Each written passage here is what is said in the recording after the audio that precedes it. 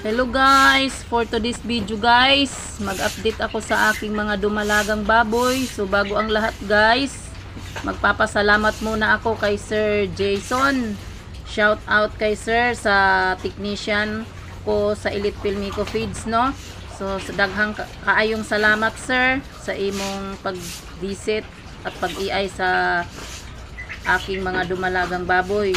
So kanina time guys, standing hit ni si Greta. So si Greta guys nagre-hit, no. So pangalawang AI na to sa kanya. So sana guys hindi na siya mag-reheat pa para hindi sayang ang panahon. So ang ginamit na Borsimin sa kay Greta, Landres pa din para pag mabuntis siya pag nanganak. So kukuha tayo ng magiging hinahinin ulit. So ito na po, pinasok na po ni Sir ang semen. So sana po mabuntis na po si Greta. Yun lang po, happy farming. Bye bye.